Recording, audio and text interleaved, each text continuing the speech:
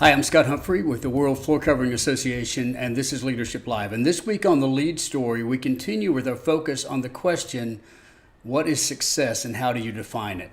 Last week, we looked at Warren Buffett, someone who has been masterful in his craft to determine the route to success, and how he said in the end, it ultimately came down to how many people love you at the end of your life. The old premise of do unto others as they do unto you, what we call the golden rule. This week, I want to look in a different direction at someone who was successful. In fact, in the early 1920s, he was considered the best in the world at his craft. He was a thief. His name was Arthur Berry. And Arthur Berry only stole from the rich and famous. In fact, he had this amazing talent and ability to go into any party and naturally fit in. He was king of the craft of speaking. He was able to fit into any conversation and play any role. And he only stole from the rich and famous. In fact, not only did he only steal from the rich and famous, but he had a unique way that he stole. He would only take gemstones because he knew that they could not be traced back, and then he would go and sell the gemstones. But he was also a gentleman in his craft. He never hurt anybody. He never hit anybody. In fact, it became a mark of honor to say that you were robbed by Arthur Berry. That's how good he was, because he only dealt with the rich and famous, and people wanted to brag about the fact that they had been robbed by Arthur Berry. In fact, at one place where he was stealing, the woman became scared, and so he grabbed a robe for her and allowed her to put it on and lit a cigarette for her to calm her nerves, and gave her back her husband's ring as a token of his good heart and his fact that he was not going to do anything to her. Arthur Berry was the best of the best, and he was able to inspire a whole generation of thieves, if that is what success is to you.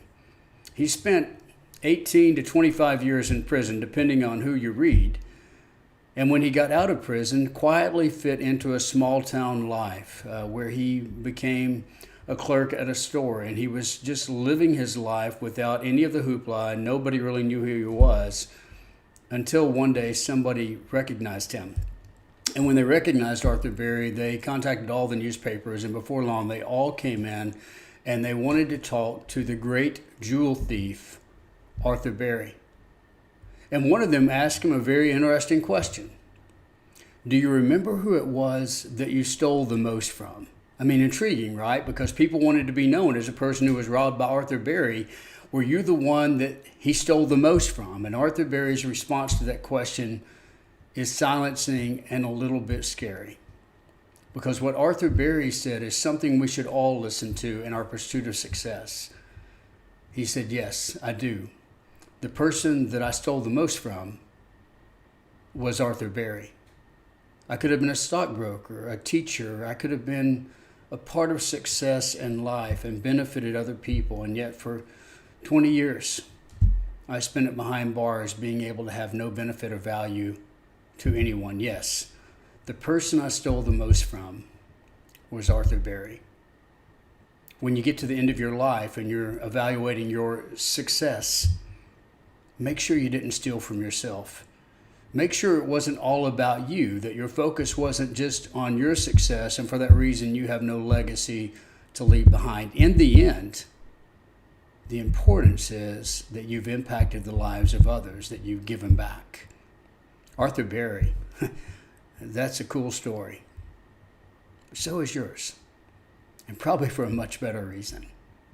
Go out there and live the story that you want other people to tell.